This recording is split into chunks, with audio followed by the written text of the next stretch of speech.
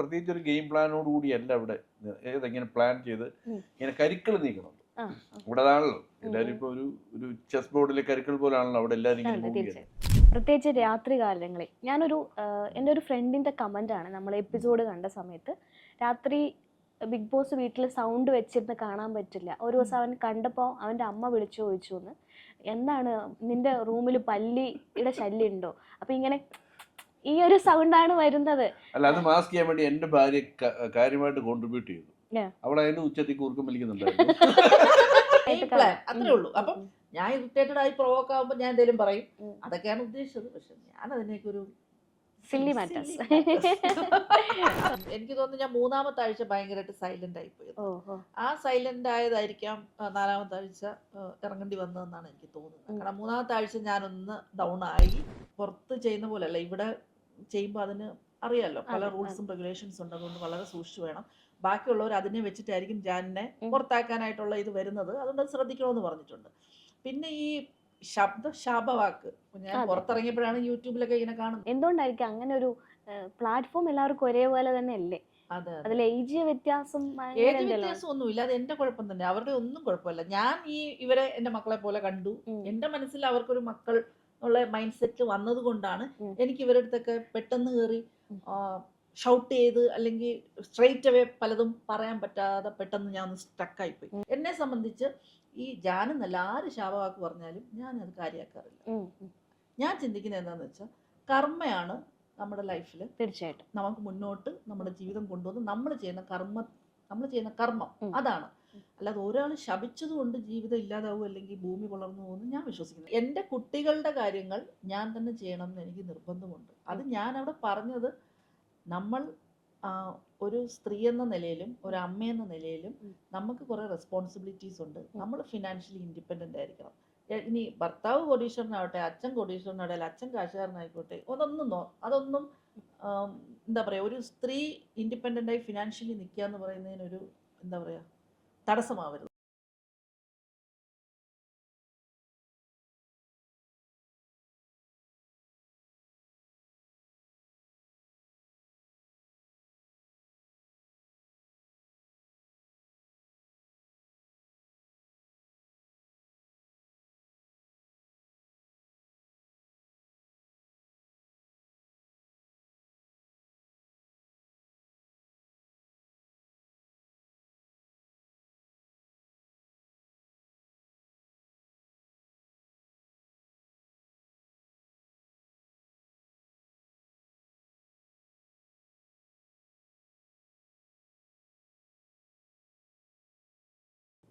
Hi, hello, നമസ്കാരം.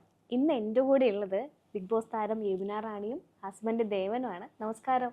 നമസ്കാരം. ഇപ്പൊ സീരിയൽ എന്ന് മാറിയിട്ട് ചേച്ചിയുടെ ഐഡന്റിറ്റി ബിഗ് ബോസ് താരം എന്ന് ആയിട്ടുണ്ട്. അതെ അതെ അതെ, ഒരു സന്തോഷല്ലേ? എങ്ങനെയുണ്ട് ചേച്ചി ബിഗ് ബോസിന് മുൻപും ശേഷവും? എങ്ങനെയുണ്ട്, എങ്ങനെ പോകുന്നു ലൈഫൊക്കെ?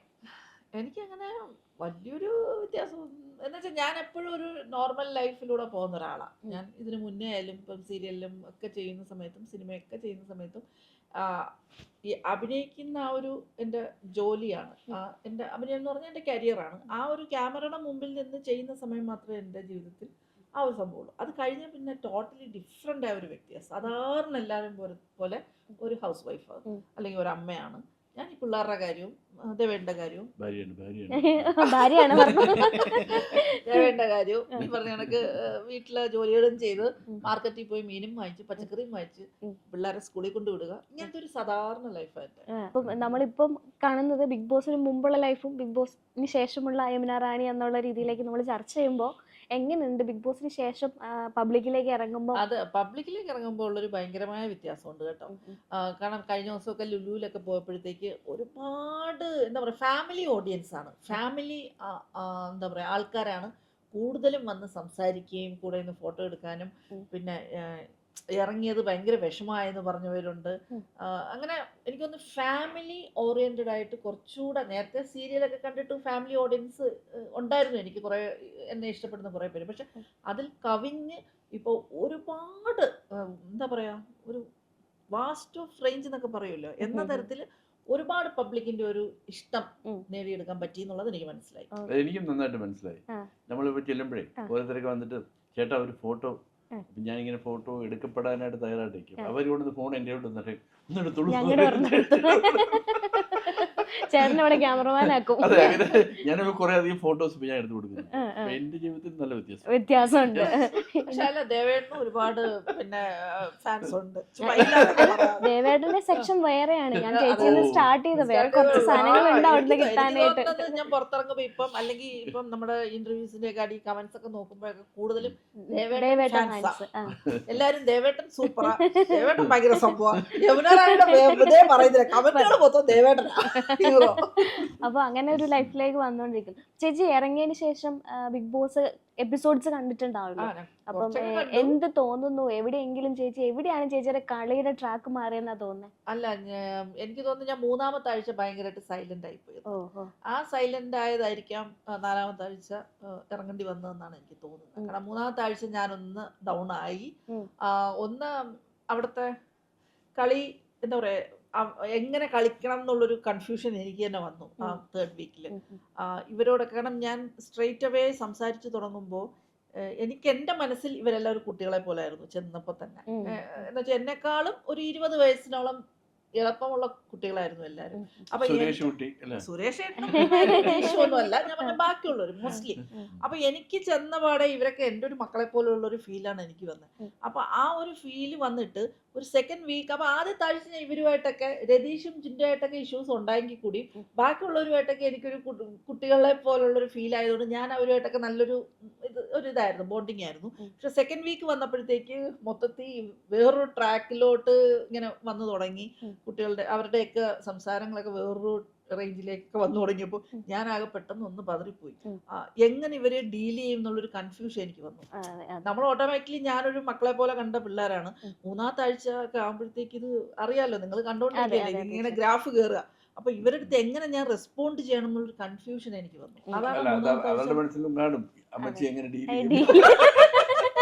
ഈ അമ്മച്ചി അതിനിടയ്ക്ക് ചേച്ചി എവിക്റ്റ് ആയി പോണ ടൈമിൽ ചേച്ചി തന്നെ പറഞ്ഞിട്ടുണ്ടായിരുന്നു, ശരിക്കും എനിക്ക് ഇവരോട് ഇങ്ങനെയല്ല ഞാൻ പ്രതീക്ഷിച്ചത്, എനിക്ക് ഇവരോട് എതിർത്ത് നിൽക്കാൻ പറ്റുന്ന ഒരു സിറ്റുവേഷൻ അല്ല എന്ന് ചേച്ചി പറയുണ്ടായിട്ടുണ്ട്. അപ്പം എന്തുകൊണ്ടായിരിക്കും അങ്ങനെ ഒരു പ്ലാറ്റ്ഫോം എല്ലാവർക്കും ഒരേപോലെ തന്നെ അല്ലേ? അതിൽ ഏജ് വ്യത്യാസം ഒന്നുമില്ല, അത് എന്റെ കുഴപ്പം തന്നെ, അവരുടെ ഒന്നും കുഴപ്പമില്ല. ഞാൻ ഇവരെ എന്റെ മക്കളെ പോലെ കണ്ടു. എന്റെ മനസ്സിൽ അവർക്കൊരു മക്കൾ ഉള്ള മൈൻഡ് സെറ്റ് വന്നത് കൊണ്ടാണ് എനിക്ക് ഇവരുടെ അടുത്തൊക്കെ പെട്ടെന്ന് കയറി ഷൗട്ട് ചെയ്ത് അല്ലെങ്കിൽ സ്ട്രെയിറ്റ് അവേ പലതും പറയാൻ പറ്റാതെ പെട്ടെന്ന് ഞാൻ ഒന്ന് സ്റ്റക്കായി പോയി. പക്ഷെ അത് പറയാൻ വേണ്ടി പുറത്തേക്ക് ഞാൻ ഒന്ന് വന്നു തുടങ്ങിയപ്പോഴാണ് പുറത്തേക്ക് പോകേണ്ടി വന്നു. അതുപോലെ തന്നെ ചേച്ചി ആദ്യമേ കമ്പനി ആയത് ഇപ്പോഴത്തെ സാഹചര്യത്തിൽ കളിയുടെ പോക്ക് കണ്ടിട്ട് നെഗറ്റീവ് സൈഡ് വന്നുകൊണ്ടിരിക്കുന്ന ജാസ്മിൻ അല്ലെങ്കിൽ ഗബ്രി ആ ഒരു കൂട്ടുകെട്ടിനെയാണ്. പക്ഷെ ചേച്ചിയുമായിട്ടാണ് ആദ്യമേ ജാസ്മിൻ കമ്പനി ആയത്. എവിടെയാണ് ആ ജാസ്മിനെ ചേച്ചി പറഞ്ഞു മോളെ പോലാണെന്ന് പറഞ്ഞ സാഹചര്യം ഉണ്ടായിട്ടുണ്ട്. പക്ഷെ ഇടയ്ക്ക് ആ ഫ്രണ്ട്ഷിപ്പ് കൈവിട്ടു പോയി. എന്തുകൊണ്ടായിരിക്കാം? ഒരു ജനറേഷൻ ഗ്യാപ്പാണോ അതോ ചേച്ചിയുടെ ഐഡിയോളജി ആളുമായിട്ട് ഒത്തുപോകാത്തത് കൊണ്ടാണോ? ജനറേഷൻ ഗ്യാപ്പ് എന്നൊന്നും പറയാൻ പറ്റില്ല. കാരണം എൻ്റെ മക്കളും ആ ഒരു അവരുടെ ഒരു ജനറേഷൻ തന്നെയാണ്. അപ്പം ഞാൻ അവരുമായിട്ട് ഡീൽ ചെയ്യുന്നതാണ്. അപ്പം എനിക്ക് അങ്ങനത്തെ ഒരു ഗ്യാപ്പ് ഫീലിംഗ് അല്ല.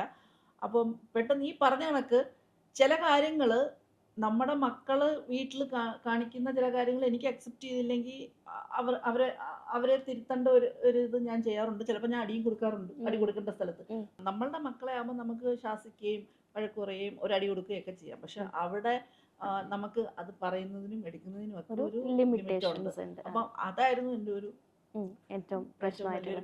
മാത്രമല്ല രതീഷ് ചേട്ടനുമായിട്ടും ചേച്ചി കമ്പനി ആയിരുന്നു. പക്ഷെ ആദ്യത്തെ വീക്കില് രതീഷ് ചേട്ടനായിരുന്നു ഏറ്റവും കൂടുതൽ കണ്ടന്റ് കൊടുത്തോണ്ടിരുന്നത്. രതീഷ് ചേട്ടന്റെ എവിക്ഷൻ നിങ്ങൾക്ക് ഒരു ഷോക്കായി മാറിയില്ലായിരുന്നു? ഒട്ടും പ്രതീക്ഷയില്ല രതീഷ് അങ്ങനെ ഔട്ടാവും എന്നുള്ളത്, ഒട്ടും പ്രതീക്ഷയില്ല.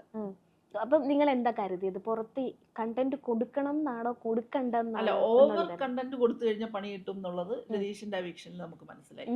കാരണം രതീഷ് വന്നു കഴിഞ്ഞപ്പോഴത്തേക്ക് ഫുള്ള് രതീഷിൽ മാത്രമായിരുന്നല്ലോ എല്ലാവരുടെയും കോൺസെൻട്രേഷൻ. രതീഷിന് ഒരു പാട്ടുണ്ട്, ഞങ്ങൾ സ്കിറ്റൊക്കെ ചെയ്തതാ. അപ്പം പോയപ്പോൾ നമുക്കത് മനസ്സിലായി, ഓവറായാലും പ്രശ്നമാണെന്നുള്ളത് നമുക്ക് അതിൽ നിന്ന് മനസ്സിലായി. ചേച്ചി ഇതിലേക്ക് ചേച്ചിക്കൊരു വലിയ സർപ്രൈസ് തരാൻ പോവാം. പിന്നെ അമ്മേ, ഇതിലേക്ക് ഇവിടെ ഇല്ലാത്ത ഒരു വ്യക്തിയെ ഞാൻ ഇതിൽ ഇൻക്ലൂഡ് ചെയ്യിപ്പിക്കാൻ പോവാണ്. അതാരാ? പക്ഷെ അത് നമുക്ക് രണ്ടാക്കും പറ്റില്ല, ആ. ദേവേട്ടന് മാത്രമേ പറ്റുള്ളൂ. അയ്യോ അതാരേട്ടാ?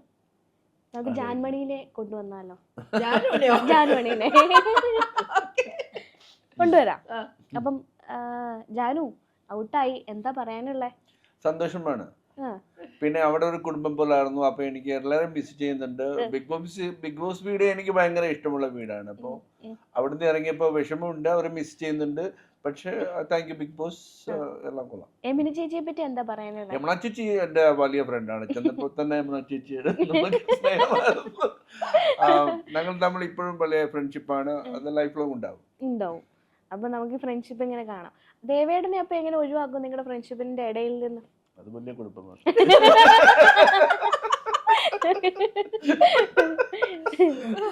അത് കുഴപ്പമാണ്. അപ്പൊ ഞാനും ഞങ്ങളുടെ ഇന്റർവ്യൂവിൽ പങ്കെടുത്തതിന് ഒരുപാട് നന്ദി.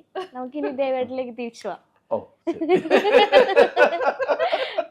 ഇതാണ് ഈ ദേവേടന്റെ ജാനായിട്ട് മാറാനായിട്ടുള്ള ഈ കഴിവ് സോഷ്യൽ മീഡിയയിൽ ഭയങ്കര വൈറൽ ആയിക്കൊണ്ടിരിക്കുക. അറിഞ്ഞായിരുന്നോ? കണ്ടായിരുന്നോ? ഒരു പിടിപാടുമില്ല. ഇല്ല, ദേവേട്ടൻ ഇടയ്ക്കിടയ്ക്ക് ഞാൻ എന്താ പറ്റി പറഞ്ഞാലേ, ബിഗ് ബോസിൽ വന്ന പിന്നെ ഞാൻ ഭാര്യ ഇടയ്ക്കിടയ്ക്ക് പറ്റിക്കും.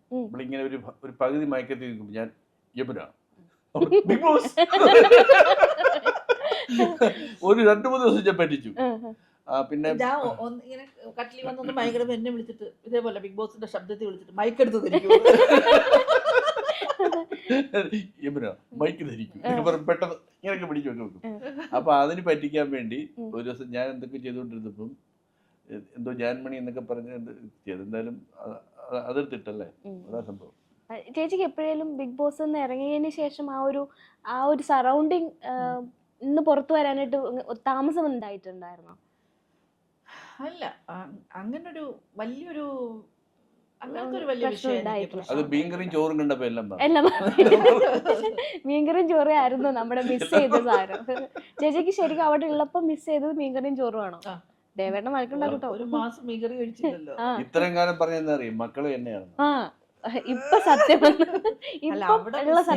ഭക്ഷണം ചോദിച്ചില്ലേ, മീൻകറിയും ചോറും, അതുകൊണ്ട് പറഞ്ഞത്. അതുകൊണ്ടാണ് പറഞ്ഞത്. അതുപോലെ തന്നെ നമ്മള് ചേച്ചി ആദ്യമേ ചേച്ചിയുടെ ഗ്യാങ്ങിൽപ്പെട്ട ഒരാളാണ് നിഷാന. നിഷാന ആണെങ്കിലും നിഷാന പറഞ്ഞ ഒരു സ്റ്റേറ്റ്മെന്റ് ഒരുപാട് ആളുകളിലേക്ക് ഒത്തിരി ചർച്ച ചെയ്തു. കാരണം എനിക്ക് പകരം സുരേഷ് ഏട്ടൻ പോയിരുന്നാൽ മതിയായിരുന്നു, ഞാനിവിടെ ബോളുകളി അങ്ങനെയുള്ള സംഭവമായിട്ടാണ് വന്നത് എന്നുള്ളത്. അപ്പം നിഷാനയുടെ ആ സ്റ്റേറ്റ്മെന്റ് നിങ്ങളിലൊക്കെ ഒരു ഷോക്ക് ഉണ്ടാക്കിയില്ലേ? എന്തുകൊണ്ടായിരിക്കും ഈ കുട്ടി ഇങ്ങനെ പറയുന്നത്? മറ്റൊരു വ്യക്തിയുടെ അവസരത്തിലല്ലേ വന്ന് നിൽക്കുന്നത്. അപ്പം നിഷാനോട് സംസാരിച്ചിട്ടുണ്ട് ഇതിനെപ്പറ്റി? അതിനെപ്പറ്റി സംസാരിച്ചില്ല. ഞാൻ ഇറങ്ങിയ പാടെ നിഷാന എന്നെ വിളിച്ചിട്ടുണ്ടായിരുന്നു. മിക്ക ദിവസം വിളിക്കാറുണ്ട് ഇപ്പം. അപ്പൊ ഇടയ്ക്ക് ഇപ്പം ഒരു ദിവസം വിളിച്ചിട്ട് ചേച്ചിയുടെ നാട്ടിലാണ് നിൽക്കുന്നതെന്ന് പറഞ്ഞ് വിളിച്ചു. അരുണാചൽ പ്രദേശ്. ഞാൻ ജനിച്ചു വളർന്ന അവിടെ അരുണാചലിലാന്ന് പറഞ്ഞിട്ട് എന്നെ ഇപ്പൊ 2 ദിവസം മുന്നേ വിളിച്ചിട്ടുണ്ടായിരുന്നു. ചേച്ചിയുടെ യഥാർത്ഥ പേര് അരുണ എന്നറിയുമല്ലോ? അരുണ എന്നാണ് മുമ്പ് സീരിയൽ വരുന്നതിന് മുമ്പ് ഒഫീഷ്യൽ നെയിം അരുണ എന്നാണ്. അങ്ങനെ വിളിച്ചത്. പക്ഷെ ഞാൻ ഇതിനെ കുറിച്ച്, കാരണം നമ്മൾ ബിഗ് ബോസിൽ നിന്ന് ഇറങ്ങി, അതൊരു ഗെയിം ആണ്, അതൊരു മറ്റൊരു പ്ലാറ്റ്ഫോമാണ്. നമ്മളിപ്പോ തിരിച്ച് നമ്മുടെ ലൈഫിലേക്ക് ഇറങ്ങി. പിന്നെ ആ കഴിഞ്ഞുപോയ കാര്യത്തിനെ കുറിച്ച് നീ അതൊരു സംസാരിച്ച് എന്തിനാ എന്ന് വിചാരിച്ച് ഞാൻ അതിനെ കുറിച്ച് സംസാരിച്ചില്ല. പിന്നീട് ഞങ്ങള് ഇവന് ചേച്ചീനെ ഒരു ദേഷ്യപ്പെട്ട് കാണുന്നത് ഒരു വഴക്കിലാണ്. അത് എനിക്ക് തോന്നുന്നു ശ്രീരേഖ ചേച്ചി ആയിട്ടാണോ ആദ്യമേ വഴക്കുണ്ടായത്? അല്ലല്ല, ആദ്യം വഴക്കുണ്ടാകുന്നത് ജിൻഡോടെ ചായ കേസില്. അത് കഴിഞ്ഞ് രതീഷിനെ ഒരു ദിവസം ഭക്ഷണം കൊടുക്കാതെ പണിഷ്മെന്റ് കൊടുത്തു. അങ്ങനെ ഒരു ഇഷ്യൂ നടന്നു. പിന്നെ നമ്മുടെ പവർ റൂമിന്റെ നമ്മുടെ കിച്ചൺ കബോർഡിന്റെ ചാവി പോയിട്ട് ഒരു ഇഷ്യൂ നടന്നു.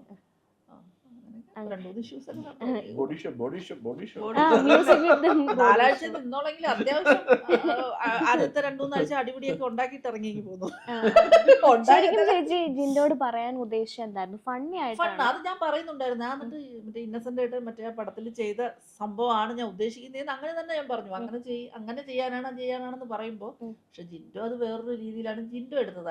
പിന്നെ ജിൻഡോ എന്റെ അടുത്ത് പറഞ്ഞു, അത് അവിടെ വേറെ ആരൊക്കെ ജിൻഡോയോട് പറഞ്ഞു, ഞാൻ മനഃപൂർവ്വം ടാർഗറ്റ് ചെയ്തിട്ട് ജിൻഡോയെ മോശക്കാരനാക്കാൻ വേണ്ടി അത് ചെയ്യിപ്പിച്ച അങ്ങനെ പറഞ്ഞതാന്നൊക്കെ പറഞ്ഞിട്ട് വേറെ രീതിയിൽ മറ്റു പലരും ജിൻഡോയോട് പറഞ്ഞു. അതുകൊണ്ടാണ് ജിൻഡോ അങ്ങനെ റിയാക്ട് ചെയ്തത്. അത് ജിൻഡോ എന്റെ അടുത്ത് പിന്നെ പറഞ്ഞു. പിന്നീട് ഇപ്പോഴത്തെ സാഹചര്യത്തിൽ ജിൻഡോനെ കൺട്രോൾ ചെയ്യുന്ന വേറൊരാളാണ്.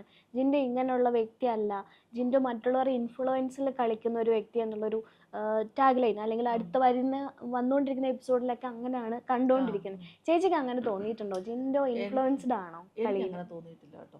ജിൻഡോയ്ക്ക് ജിൻഡോയുടേതായ ഒരു ജിൻഡോയുടേതായ ഒരു ഗെയിം പ്ലാനോടുകൂടി തന്നെ ഗെയിം കളിക്കുന്ന ഒരാളായിട്ടാണ് എനിക്ക് തോന്നിയിട്ടുള്ളത്. ഒരിക്കലും പിന്നെ മണ്ടൻ അങ്ങനെ പാവമാണ് കേട്ടോ. ബേസിക്കലി അങ്ങനെ ഭയങ്കര കണ്ണിങ് ഒന്നുമല്ല. പക്ഷെ ജിൻഡോയ്ക്ക് ജിൻഡോയുടെ ഒരു ഗെയിം എങ്ങനെ കളിക്കണം എന്ന് ജിൻഡോയുടെ മനസ്സിലൊരിതുണ്ട്. അത് വെച്ചിട്ട് ജിൻഡോ മുന്നോട്ട് പോകുന്നതായിട്ടാണ് എനിക്ക് പേഴ്സണലി തോന്നിയിട്ടുള്ളത് ഒരു മനുഷ്യനാണ്. ദേവേടൻ ചേച്ചിയുടെ കളീനെ എങ്ങനെയാണ് വിലയിരുത്തുന്നത്? ബിഗ് ബോസിന്റെ ഉള്ളിൽ ഉണ്ടായിരുന്നത് ചേച്ചി അവിടെ എന്നോട് പോകുന്നതിന് മുമ്പ് ചോദിച്ചു ഞാൻ എങ്ങനെ നിൽക്കണം എന്ന് ചോദിച്ചപ്പോൾ ഞാൻ വലിയ ഒരു ഉപദേശം ഉൾപ്പെടുത്താൻ നീ വീട്ടിൽ നിൽക്കുന്നവർ നിന്നാൽ മതി. ചേച്ചി അത് പിന്നെ ഹൃദയത്തിലേക്ക് വളരെ ആഴത്തിലെടുക്കുകയും വീട്ടിൽ നിൽക്കുന്ന പോലെ തന്നെ അവിടെ പോയി നിൽക്കുകയും പ്രത്യേകിച്ച് ഗെയിം ഒന്നും കളിച്ചാൽ എല്ലാവരും മക്കളായിട്ട് കണ്ടു.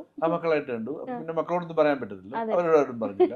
പിന്നെ മക്കളോട് ചെറുതായിട്ട് ദേഷ്യപ്പെടാൻ തുടങ്ങിയ മക്കൾ, നമ്മുടെ വീട്ടിലാണ് മക്കൾ തിരിച്ചു പറയും. അപ്പൊ മനസ്സിലായി ഈ മക്കളോട് പറഞ്ഞു കഴിഞ്ഞാൽ നന്നായിട്ട് തിരിച്ചിട്ടെന്ന് മനസ്സിലായപ്പോ ചേച്ചി ഉള്ള മര്യാദയ്ക്ക് അവിടെ നിന്നു എന്നാണ് എനിക്ക് തോന്നുന്നത്. അല്ലാതെ പ്രത്യേകിച്ച് ഒരു ഗെയിം പ്ലാനോട് കൂടിയല്ല അവിടെ ഏതെങ്ങനെ പ്ലാൻ ചെയ്ത് ഇങ്ങനെ കരുക്കൾ നീക്കണം. ഇവിടെ അതാണല്ലോ എല്ലാവരും ഇപ്പൊ ഒരു ചെസ് ബോർഡിലെ കരുക്കൾ പോലാണല്ലോ അവിടെ എല്ലാവരും ഇങ്ങനെ പോകുന്നത്. അതിലൊരു കരുവല്ലായിരുന്നു ചേച്ചി എന്ന് എനിക്ക് തോന്നിയിട്ടുണ്ട്. പ്രത്യേകിച്ച് ഒരു she was not playing game. അതുപോലെ തന്നെ ശ്രീരേഖ ചേച്ചിയും യമുന ചേച്ചിയും തമ്മിൽ അവിടെ അമ്മ പരിവേഷത്തിന് വേണ്ടിയിട്ട് മത്സരിക്കുന്നു എന്നുള്ളൊരു ടോക്ക് വന്നിട്ടുണ്ട്. ചെയ്തതേ ഇല്ല. ഈ ടോക്ക് എങ്ങനെ വന്നെന്ന് എനിക്കറിയില്ല. ഞാൻ ഒരു അമ്മ പരിവേഷമേ അല്ല എന്നുള്ളതാണ്. കാരണം എന്റെ ഡ്രസ്സിങ്ങിൽ പോലും ഞാൻ അവിടെ എനിക്ക് തോന്നുന്നു സാധാരണഗതിയിൽ എല്ലാവരും ചിന്തിച്ചിരുന്നു. എൻ്റെ അടുത്ത് ആരോ അത് പറയുകയും ചെയ്തു, ചേച്ചി എപ്പോഴും സാരിയൊക്കെ കൊടുത്ത് അങ്ങനെയൊക്കെ ആയിരുന്നു നമ്മൾ. ചേച്ചി ഭയങ്കര ഞങ്ങളെക്കാട്ടി ഭയങ്കര സ്റ്റൈലായിട്ടാണ് ഡ്രസ്സ് ചെയ്തും ഒക്കെ അവിടെ. അപ്പം ഞാനൊരു അമ്മ പരിവേഷം കൊടുക്കാനൊന്നും ഞാനായിട്ട് ശ്രമിച്ചിട്ടില്ല. അവരോടൊപ്പം നിന്ന് ഞാൻ അതായിരുന്നു എൻ്റെ ഒരു അല്ല വീട്ടിൽ നിന്ന് പറഞ്ഞിട്ട് കൂടെ പോയെ. അവിടെ അമ്മ കളിക്കാനൊന്നും ഞാനില്ല, ഞാൻ എല്ലാവരും പോലെ നിന്നിട്ട്. അപ്പൊ അമ്മ ആ കോമ്പറ്റീഷൻ ഇല്ലായിരുന്നു എനിക്കില്ലായിരുന്നു. പിന്നെ ഒരു ചേച്ചിയുടെ ഒരു വീക്ക്നെസ് അടുക്കളയാണ്. അതുകൊണ്ട് അടുക്കള കയറി കാണും. അതുകൊണ്ടാണ് പ്രശ്നം. പിന്നെ അമ്മമാരാണല്ലോ സാറിന് അടുക്കള കയറുന്നത്, അതുകൊണ്ട് വന്ന ടോക്കായിരിക്കും അല്ലേ. അതുപോലെ തന്നെ ചേച്ചി പലപ്പോഴും ജോലിയിൽ നിന്ന് വിട്ട് നിൽക്കുന്നു. ശ്രീരേഖ ചേച്ചി ആ കിച്ചൺ ടീമിലുണ്ടായിരുന്ന ശ്രീരേഖ ചേച്ചി ഉൾപ്പെടെ ഉള്ള കിച്ചൺ ടീമിലുള്ള ആൾക്കാരാണ് ജോലി ചെയ്യുന്നത്. യമുന ചേച്ചി മാറി റെസ്റ്റ് ചെയ്യുന്നു എന്നുള്ളവരൊക്കെ ടോക്ക് വന്നിട്ടുണ്ടായിരുന്നു അവസാനം ഇറങ്ങുന്ന സമയത്ത്. അപ്പം ചേച്ചി മനഃപൂർവ്വം മാറി നിന്ന ചില സന്ദർഭങ്ങൾ ഉണ്ടായിട്ടുണ്ട്. എന്തുകൊണ്ടായിരിക്കും അങ്ങനെ ഒരു നെഗറ്റീവ് സൈഡിലേക്ക് പോവണ്ട, ഞാൻ ഇങ്ങനെയാണെന്ന് കാണിക്കാൻ വേണ്ടിയിട്ടാണ് അങ്ങനെ മാറി നിന്ന്? അല്ല, ഞാൻ മാറി നിന്നൊന്നുമില്ല. അവിടെ ഏറ്റവും കൂടുതൽ കുക്ക് ചെയ്ത് ഞാനാ. കാരണം അത് നിങ്ങളൊക്കെ ലൈവ് കണ്ടിട്ടുണ്ടെങ്കിൽ അത് മനസ്സിലാവും. അവിടെയുള്ള 1-2 പേര് അത് കറക്റ്റായിട്ട് പറയുകയും ചെയ്തു. ഈ അവസാന സമയം ഞാൻ ഈ ചില കാര്യങ്ങൾ ഓപ്പൺ ആയിട്ട് സ്ട്രേറ്റ് അവേ പറഞ്ഞപ്പോഴാണല്ലോ ഇവർക്കൊക്കെ ഒരു എന്താ പറയാ ഒരു എതിരായിട്ട് ഇങ്ങനെ സംസാരിക്കാനൊക്കെ വന്നത്. അപ്പോഴാണല്ലോ നമ്മൾ സ്ട്രേറ്റ് അവേ ചില കാര്യങ്ങൾ പറഞ്ഞപ്പോൾ. അപ്പൊ അതുകൊണ്ട് അവർ പറഞ്ഞതാണ്. പിന്നൊന്ന്, ഞാൻ കുക്കിംഗ് ടീമിന്റെ ക്യാപ്റ്റനായിട്ട് ഫസ്റ്റ് എന്നെ സെലക്ട് ചെയ്യുമ്പോൾ ഞാൻ അതിന് മുന്നേ തന്നെ സംസാരിച്ച സമയത്ത് ഇവരെല്ലാം ശ്രീരേഖ ജാൻമണിയൊക്കെ കുക്ക് ചെയ്യുമെന്ന് പറഞ്ഞു, ഗബ്രി വെജിറ്റബിൾസ് ഒക്കെ കട്ട് ചെയ്യുമെന്ന് പറഞ്ഞു, എൻ്റെ അടുത്ത് എല്ലാം ചെയ്യും എന്നൊക്കെ പറഞ്ഞപ്പോഴാണ് എന്നെ കിച്ചൺ ടീം ക്യാപ്റ്റൻ ആക്കിയപ്പോൾ ഞാനാണല്ലോ ഇവരെ സെലക്ട് ചെയ്തത്. കിച്ചൺ ടീമിലേക്കുള്ളവരെ സെലക്ട് ചെയ്യുക എന്നുള്ളത് എൻ്റെ ഡ്യൂട്ടി ആയിരുന്നു. അപ്പം ഞാൻ ഇവർക്ക് കുക്കിംഗ് അറിയാലോ എന്ന് വിചാരിച്ചപ്പോൾ ഞാൻ 2 പേര് കുക്കിംഗ് അറിയാം. അപ്പം എനിക്കൊരു മേൽനോട്ടം നിന്നാൽ മതി, കുക്ക് ചെയ്യാൻ ആളുണ്ട്, കട്ട് ചെയ്യാൻ ഗബ്രിയുണ്ട്, നമുക്ക് പറ്റും. ഈ കുക്കിംഗ് എന്ന് പറയുന്നത് ചില്ലറ കാര്യമല്ല. നമ്മൾ വീട്ടിൽ 2-3 പേർക്ക് വെക്കുന്ന പോലെയല്ല ഈ 19 പേർക്ക് വെക്കുക എന്ന് പറയുന്നത്. അതും ഇത്ര പരിമിതിക്കുള്ളിലാണ്. നമ്മുടെ വീട്ടിലെ പോലെ അത്രയും സാധനങ്ങളോ ഒന്നും ഉണ്ടാവില്ലെന്ന് എനിക്കറിയാം. അപ്പോൾ ആ ഉള്ളത് കൊണ്ട് നമ്മൾ ഇത്രയും പേർക്കും ഫുഡ് ഉണ്ടാക്കുക എന്ന് പറയുന്ന ചെറിയ കാര്യമല്ല. അപ്പം ഞാനപ്പോൾ വിചാരിച്ചപ്പോൾ ഇവർക്ക് കുക്കിംഗ് അറിയാവുന്നവരും കൂടെ ഉണ്ടെങ്കിൽ നമുക്ക് കുറച്ചുകൂടെ എളുപ്പമല്ലേ അതൊക്കെ എന്ന് വിചാരിച്ചാണ് അങ്ങനെ കിച്ചൺ ടീം ഫോം ചെയ്തത്. പക്ഷെ അത് കഴിഞ്ഞ് 2 ദിവസം കഴിഞ്ഞപ്പം ശ്രീരേഖ പറഞ്ഞു എനിക്ക് കുക്കിംഗ് അറിയില്ല എന്ന് പറഞ്ഞു. പിന്നെ ജാൻമണി ഞാനും മാത്രമാണ് പിന്നെ കുക്കിംഗ്. ഗബ്രിയൊക്കെ പിന്നെ കട്ടിങ് ചെയ്യാന്ന് പറഞ്ഞാൽ വിളിച്ച ഫുൾ ടൈം നിങ്ങൾക്ക് ലൈവ് കാണുന്നുണ്ടല്ലോ, അവരുടെ ഒരു ടൈം എടുത്തേക്കേ വരുള്ളൂ. എവിടെയെങ്കിലും ഇരുന്ന് സംസാരിക്കും എപ്പോഴും. അപ്പം നമ്മൾ എന്തെങ്കിലും ഒരു കാര്യത്തിന് വിളിച്ചു കഴിഞ്ഞാൽ അവരുടെ സമയത്തിനൊക്കെ വരുള്ളൂ. അപ്പം എനിക്കാണെങ്കിൽ ഇതൊക്കെ ചെയ്ത് ഒതുക്കി വെച്ചിട്ട് വേണം നമുക്ക് പോയൊന്ന് മാറിയിരിക്കാൻ. അപ്പം അങ്ങനത്തെ ഒരു രീതി ആയിരുന്നു പൊതുവേ. പക്ഷെ ഞാൻ പിന്നെ അതൊന്നും ഇതാക്കില്ല, നമ്മുടെ ഡ്യൂട്ടി നമ്മൾ ചെയ്തു. ഈ അവസാന സമയത്തൊക്കെ വന്നപ്പോഴത്തേക്ക് ഈ പറഞ്ഞ കളി കുറച്ച് രൂക്ഷമായി തുടങ്ങുകയും ചെയ്തല്ലോ. അതിന്റെ ഒരു ഭാഗമായിട്ടാകും ഗെയിം പ്ലാൻ അത്രേ ഉള്ളൂ. അപ്പം ഞാൻ ഇറിറ്റേറ്റഡ് ആയി പ്രൊവോക്ക് ആകുമ്പോൾ ഞാൻ എന്തെങ്കിലും പറയും, അതൊക്കെയാണ് ഉദ്ദേശിച്ചത്. പക്ഷെ ഞാൻ അതിനേക്ക് ഒരു സില്ലി മാറ്റേഴ്സ്. അതുപോലെ തന്നെ ജാൻമണി ആയിട്ടുള്ള ഒരു സൗഹൃദം ഭയങ്കര വലുതായിരുന്നു. അത് എവിഡന്റ് ആയിട്ട് നമ്മൾ കണ്ടത് ചേച്ചി ഔട്ടായി പോരുന്ന സമയത്ത് ജാൻമണി തറയിൽ വീട് ഇരുന്ന് കരയുന്നുണ്ടായിരുന്നു. അപ്പം എങ്ങനെയായിരുന്നു ആ സൗഹൃദം ഫോം ചെയ്തത്? എങ്ങനെയാ ബോണ്ടിങ് ഉണ്ടായത്? അതെ, ഓട്ടോമാറ്റിക്കലി ഉണ്ടായ ഒരു ബോണ്ടിങ്. അപ്പം ജാൻ പക്ഷെ ഉള്ളി വന്നപ്പോഴേ ജാൻ പറയുന്നുണ്ടായിരുന്നു, ജാനിന് പിന്നെ അറിയാമായിരുന്നു അകത്ത് വരുമ്പോൾ യമുന ചേച്ചിയായിട്ട് നല്ല കൂട്ടാവുമെന്ന്. ജാൻ ഇടയ്ക്കൊക്കെ എൻ്റെ അടുത്ത് പറയും. എന്താ ജാനിന് അങ്ങനെ തോന്നിയെന്ന് അറിയില്ല. ഞാൻ ജാനിനെ ഫസ്റ്റ് ടൈം അവിടെ വെച്ചാൽ കാണുന്നത്, നമ്മുടെ ബിഗ് ബോസ് ഹൗസിൽ വെച്ചാൽ കാണുന്നത്. പ്രഡിക്ഷൻ ലിസ്റ്റിൽ കണ്ടിട്ടാണ് ആയിരിക്കാം.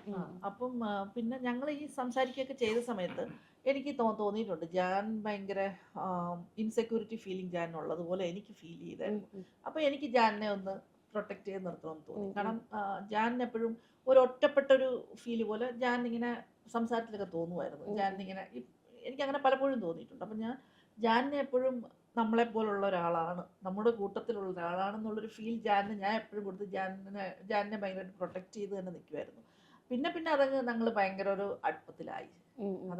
പക്ഷെ ജാനിന്റെ ഒരു നെഗറ്റീവ് സൈഡ് ആളുകളിലേക്ക് എത്തിയത് ജാനിന്റെ അമിതമായിട്ടുള്ള ദേഷ്യം, പിന്നെ പ്രാക്ക്, ഇങ്ങനെയൊക്കെ. അപ്പൊ നിങ്ങൾ എപ്പോഴെങ്കിലും അതിനെ ഇങ്ങനെ ചെയ്യാൻ പാടില്ല എന്ന് തിരുത്തി കൊടുക്കോ, അല്ലെങ്കിൽ എന്തുകൊണ്ട് ഇങ്ങനെ ചെയ്യുന്നു എന്ന് ചോദിക്കോ എന്തെങ്കിലും ചെയ്തിട്ടുണ്ടോ? ദേഷ്യം വരുമ്പോഴത്തേക്ക് ജാൻ ഭയങ്കരമായിട്ട് ഷൗട്ട് ചെയ്തിട്ട് റിയാക്ട് ചെയ്യുന്ന സമയത്തൊക്കെ അത് കഴിഞ്ഞ് ഞാൻ ജാനോട് പറയാറുണ്ട്, ജാൻ എപ്പോഴും ദേഷ്യം വരുമ്പോൾ ഒന്ന് കൺട്രോൾ ചെയ്ത് വേണം സംസാരിക്കാനൊക്കെ, ചില വാക്കുകളൊക്കെ ഉപയോഗിക്കുന്ന സൂക്ഷിക്കണം എന്ന് ഞാൻ പറഞ്ഞു കൊടുത്തിട്ടുണ്ട്. പല സമയത്തും പറഞ്ഞു കൊടുത്തിട്ടുണ്ട്. അത് ശ്രദ്ധിക്കണം. കാരണം നമ്മൾ പുറത്ത് ചെയ്യുന്ന പോലെ അല്ല, ഇവിടെ ചെയ്യുമ്പോൾ അതിന് അറിയാമല്ലോ പല റൂൾസും റെഗുലേഷൻസ് ഉണ്ട്. അതുകൊണ്ട് വളരെ സൂക്ഷിച്ചു വേണം. ബാക്കിയുള്ളവർ അതിനെ വെച്ചിട്ടായിരിക്കും ജാനിനെ പുറത്താക്കാനായിട്ടുള്ള ഇത് വരുന്നത്. അതുകൊണ്ട് അത് ശ്രദ്ധിക്കണമെന്ന് പറഞ്ഞിട്ടുണ്ട്. പിന്നെ ഈ ശാപവാക്ക് ഞാൻ പുറത്തിറങ്ങിയപ്പോഴാണ് യൂട്യൂബിലൊക്കെ ഇങ്ങനെ കാണുന്നത്. എന്നെ സംബന്ധിച്ച് ഈ ജാനെന്നല്ല ആര് ശാപവാക്ക് പറഞ്ഞാലും ഞാൻ അത് കാര്യമാക്കാറില്ല. ഞാൻ ചിന്തിക്കുന്നത് എന്താണെന്ന് വെച്ചാൽ കർമ്മയാണ് നമ്മുടെ ലൈഫിൽ തീർച്ചയായിട്ടും നമുക്ക് മുന്നോട്ട് നമ്മുടെ ജീവിതം കൊണ്ടുവന്ന് നമ്മൾ ചെയ്യുന്ന കർമ്മം അതാണ്. അല്ലാതെ ഒരാൾ ശപിച്ചതുകൊണ്ട് ജീവിതം ഇല്ലാതാവും അല്ലെങ്കിൽ ഭൂമി വളർന്നു പോകുന്നു ഞാൻ വിശ്വസിക്കുന്നില്ല. അങ്ങനെ ആണെങ്കിൽ നമുക്കിപ്പോൾ അമേരിക്കൻ പ്രസിഡന്റിനൊക്കെ അങ്ങ് അല്ലെങ്കിൽ അമേരിക്ക ഇല്ലാതാവണമെങ്കിൽ മൊത്തം രാജ്യക്കാരോട് ഇരുന്ന് ശപിച്ചാൽ പോരെ? നമ്മുടെ കേരളം ഇല്ലാതാവണമെങ്കിൽ നമ്മൾ ഇല്ലാണ്ടാവണമെങ്കിൽ അല്ലെങ്കിൽ അറ്റ്ലീസ്റ്റ് എന്നെ തന്നെ പറഞ്ഞാൽ മതി. എന്റെ ലൈഫിലൊക്കെ ഒരുപാട് സ്ട്രഗിൾ ചെയ്തിട്ട് വന്നു. ഇലക്ഷൻ ഒന്നും വേണ്ടല്ലോ, എല്ലാവരും ഇരുന്ന് ശപിച്ചാൽ ഇല്ലാതാക്കിയാൽ പോരെ? സത്യത്തിൽ ഞാനാ പറഞ്ഞ സ്റ്റേറ്റ്മെന്റ് എന്താന്ന് വ്യക്തമായിട്ട് കേട്ടിരുന്നെങ്കിൽ അത് മനസ്സിലായിരുന്നു. ഞാൻ എന്താ അത് പറഞ്ഞത്? ഞാൻ സർക്കാസ്റ്റിക് ആയിട്ട് അല്ല ഞാൻ പറഞ്ഞ ഇത് എന്നെ കോടീശ്വരൻ ഞാൻ പറഞ്ഞ എന്റെ ഹസ്ബൻഡ് കോടീശ്വരനാണ്. പക്ഷെ എന്റെ കുട്ടികളുടെ കാര്യങ്ങൾ ഞാൻ തന്നെ ചെയ്യണം എന്ന് എനിക്ക് നിർബന്ധമുണ്ട്. അത് ഞാൻ അവിടെ പറഞ്ഞത് നമ്മൾ ഒരു സ്ത്രീ എന്ന നിലയിലും ഒരു അമ്മ എന്ന നിലയിലും നമുക്ക് കുറെ റെസ്പോൺസിബിലിറ്റീസ് ഉണ്ട്. നമ്മൾ ഫിനാൻഷ്യലി ഇൻഡിപെൻഡന്റ് ആയിരിക്കണം. ഇനി ഭർത്താവ് കോടീശ്വരനാവട്ടെ, അച്ഛൻ കോടീശ്വരനാവട്ടെ, അല്ല അച്ഛൻ കാശുകാരനായിക്കോട്ടെ, അതൊന്നും എന്താ പറയുക, ഒരു സ്ത്രീ ഇൻഡിപെൻഡൻ്റായി ഫിനാൻഷ്യലി നിൽക്കുക എന്ന് പറയുന്നതിനൊരു എന്താ പറയുക തടസ്സമാവരുത് എന്നുള്ളതാണ് ഞാൻ പറയുന്നത്. പിന്നെ എൻ്റെ മക്കളുടെ കാര്യങ്ങൾ എനിക്ക് തന്നെ മോസ്റ്റ്ലി ഒരു 100% ഞാൻ പറയുമെങ്കിലും നമ്മൾ അങ്ങനെ ഞാൻ പറയാൻ ശ്രമിക്കുന്നെങ്കിലും ദേവേട്ടൻ്റെ ഒരുപാട് എന്താ പറയുക സപ്പോർട്ട് ഉള്ളതുകൊണ്ടാണ് എനിക്ക് പറ്റുന്നത്. ആ കുട്ടികളുടെ കാര്യം എന്നെ കൊണ്ട് പറ്റുന്ന രീതിയിൽ എൻ്റെ കുട്ടികളുടെ കാര്യങ്ങൾ ജോലി ചെയ്ത് അവരുടെ വിദ്യാഭ്യാസം കെട്ടിച്ചു വിടുക എന്നുള്ള കടമ്പയൊന്നുമല്ല. അവർക്ക് രണ്ടുപേർക്ക് നല്ലൊരു വിദ്യാഭ്യാസം കൊടുത്ത് അവരെ ഒരു സ്റ്റാൻഡിൽ എന്താ പറയുക നിർത്തുക എന്നുള്ളത്. അതാണ് ഇന്നത്തെ കാലത്ത് പെൺകുട്ടികൾക്ക് വേണ്ടതെന്ന് വിശ്വസിക്കുന്ന ഒരു അമ്മയാണ് ഞാൻ. നമുക്ക് സ്വന്തമായി ഒരു ജോലി ചെയ്ത് 10 രൂപ ഉണ്ടാക്കാനുള്ള ഒരു സ്റ്റാൻഡിൽ കുട്ടികളെ എത്തിച്ചു കൊടുത്താൽ അവരുടെ ലൈഫ് പിന്നെ അവർ നോക്കിക്കോളും. അതാണ് എൻ്റെ ആറ്റിറ്റ്യൂഡ്. അതാണ്. അപ്പൊ അതിൽ കൊണ്ട് എത്തിക്കുക എന്നുള്ളതിൻ്റെ ഒരു എന്താ പറയുക റെസ്പോൺസിബിലിറ്റി അമ്മ എന്ന നിലയിൽ എനിക്ക് കൂടുതലായിട്ടുള്ള ഒരാളാണ് ഞാൻ. അപ്പൊ അതാണ് ഞാൻ പറയാൻ ശ്രമിച്ചത്. പക്ഷേ സ്ത്രീകൾക്ക് എന്തായാലും സ്വന്തം കാലിൽ നിന്നാൽ അതിൻ്റെതായിട്ടുള്ള റെസ്പെക്ട് ഉണ്ടാവും എന്നുള്ള കാര്യം പറയാനാണ് ശ്രമിച്ചത്. പക്ഷെ കവി പറഞ്ഞു വന്നപ്പം കുറച്ച് ഇതായി പോയി എന്ന് കാര്യം. ചേച്ചി ഇപ്പൊ ദാരിദ്ര്യമൊക്കെ ഞങ്ങൾ കേട്ടു, പക്ഷെ പ്രൊഡ്യൂസർ ആയിരുന്നു. എത്ര സിനിമ പ്രൊഡ്യൂസ് ചെയ്തിട്ടില്ല? അങ്ങനെയൊന്നുമില്ല, അതൊക്കെ ആക്സിഡന്റിലൊക്കെ സംഭവിച്ചില്ല. അല്ല എന്നാലും പ്രൊഡ്യൂസ് ചെയ്ത സിനിമയുടെ ഭാഗമായിട്ടുണ്ട്, ഉണ്ട്. പ്രൊഡ്യൂസ് ചെയ്തിട്ടില്ല. അങ്ങനെ ചോദിച്ചാൽ ഇല്ലാന്ന് ഞാൻ പറയുന്നില്ല. എന്നാലും ഒരു പേര് പറഞ്ഞു. വേണ്ട, അതൊക്കെ കാശ് കളഞ്ഞ കാര്യത്തെ കുറിച്ച് പറഞ്ഞു. കളഞ്ഞതുകൊണ്ടാണ് പറയാത്തെ? അതെ, ഇനി കാശൊക്കെ അത് എളിമുകൊണ്ടാണ് പറയാത്തെ? അല്ലല്ല, അത് കാശ് പോയ കഥയൊക്കെ പറഞ്ഞു ഒരു കാര്യമില്ല. എബിന് ചേച്ചിയെ വെച്ചിട്ട് ഒരു പടം പ്രൊഡ്യൂസ് ചെയ്യോ, അല്ലെങ്കിൽ എബിന് ചേച്ചി വെച്ചിട്ട് എന്തെങ്കിലും വെബ് സീരീസോ അങ്ങനെ എന്തെങ്കിലും പ്രൊഡ്യൂസ് ചെയ്യാൻ താല്പര്യമുണ്ടോ? ഉറപ്പായിട്ട് ചെയ്യും. ഞങ്ങളത് പ്രതീക്ഷിക്കുന്നു. അത് ഉറപ്പായിട്ടും ചെയ്യും. കാരണം എമിനി ചേച്ചിക്ക് പറയാനൊരു കഥയുണ്ട്. അപ്പോൾ ഞാൻ പറഞ്ഞ ഒറ്റ ഒരു കാര്യം ഇതേ ഉള്ളൂ. എമിനി ചേച്ചി ആദ്യമേ ആ കഥ എഴുതണം. എമിനി ചേച്ചി എഴുതണം. It's her story, she has to write it. അത് എഴുതിയിട്ട് നമുക്ക് എന്നെ സ്ക്രീൻ പ്ലേ ആക്കി. അപ്പോൾ എമിനി ചേച്ചി ഒരു ഇൻപുട്ട് എൻ്റെ അത് വേണ്ടേ. അപ്പോൾ പറയാം എൻ്റെ മനസ്സിൽ കഥ ഇങ്ങനെ അടുക്കി വെച്ചിരിക്കും. ഞാൻ പറയാം എനിക്ക് അങ്ങോട്ട് വായിക്കാൻ പറ്റുന്നില്ലല്ലോ, അതുകൊണ്ട് അതങ്ങ് പേപ്പറിലോട്ടാക്ക്. എന്നിട്ട് നമുക്ക് നല്ലൊരു സ്ക്രിപ്റ്റ് ആക്കി അത് ഒരു പൈസ മുടക്കുന്നതിന് പുറത്തായി കഴിഞ്ഞു കഴിഞ്ഞാൽ നമ്മൾ ആ പ്രോജക്റ്റ് എന്തായാലും ചെയ്തിരിക്കും. ട്രയൽ ചെയ്യും. ചേച്ചിക്ക് പാട്ട് പാടാനുള്ള കഴിവുണ്ടോ നമുക്ക് ആദ്യം നോക്കാം. ചേച്ചി എയർപോർട്ടിൽ വന്നപ്പോ ചേച്ചി ഒരു പാട്ട് പാടി. ഇത്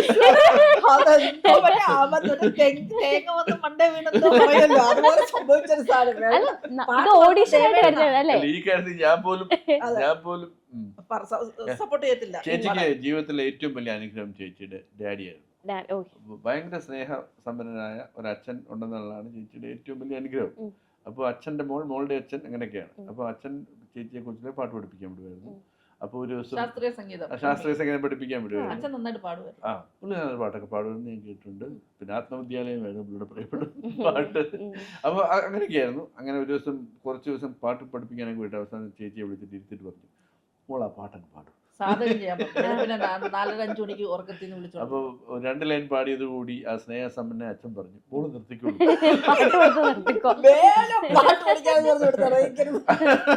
അപ്പൊ ഇത് കേട്ടപ്പോ എനിക്ക് വലിയ സങ്കടമായിപ്പോയി. ഞാൻ പറഞ്ഞു, അമ്മു നീ എനിക്ക് വേണ്ടി പാടും. അപ്പൊ അങ്ങനെ ചേച്ചി എനിക്ക് വേണ്ടി 2 ലൈൻ പാടി. ഞാനും പറഞ്ഞു, ഭാര്യ നിർത്തിക്കോളൂ.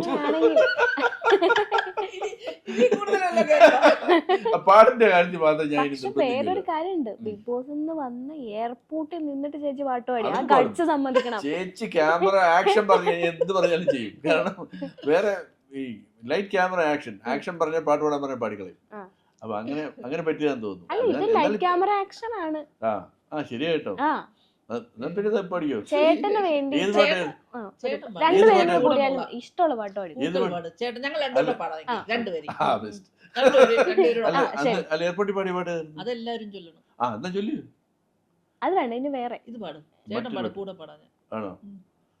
ഇത് ഭയങ്കര കോമഡിയാണ്. നമുക്ക് നോക്കാം, വേണമെങ്കിൽ ഞാനും കൂടാ. പൂക്കൾ പനിനീർ പൂക്കൾ നീയും കാണുന്നുണ്ടോ, ഈണം കിളിതന്നീണം നീയും കേൾക്കുന്നുണ്ടോ, വന്നു മതിയാകട്ടെ. മാറ്റുമായിരുന്നു ചേട്ടാ, അന്നേരത്തേക്ക് സ്റ്റോപ്പ് ചെയ്തില്ലേ? ഇപ്പം എന്താ ഈണം നല്ല പാട്ട് നിർത്തണം. സ്വരം നന്നാവുമ്പോ പാട്ട് നിർത്തുന്നതാണ് നല്ലത്. ഈണം നന്നായപ്പോ പാട്ട് നിർത്തുന്നത് എന്തിനാലും കൊള്ളായിരുന്നു. ചേച്ചിക്ക് പാടണമെന്ന് ആഗ്രഹമൊക്കെ. ചേച്ചിക്ക് നല്ല ആഗ്രഹമുണ്ട്, ചേച്ചി പാടും. ആ കാര്യത്തിൽ ഒരു മടിയില്ല. പക്ഷെ അല്ലേ, എന്തോ ദൈവം ആ ഗിഫ്റ്റ് തന്നില്ല. പക്ഷെ എല്ലാം കൂടെ ഇപ്പൊ പറ്റുമോ? ചേച്ചിയെ പോലെ എന്നോട് അഭിനയിക്കാൻ പറഞ്ഞ എന്നെ കൊണ്ട് ഒരിക്കലും പറ്റില്ല. അതുകൊണ്ട് ഞാൻ പക്ഷെ ജാൻമണി ആകാൻ പറ്റും.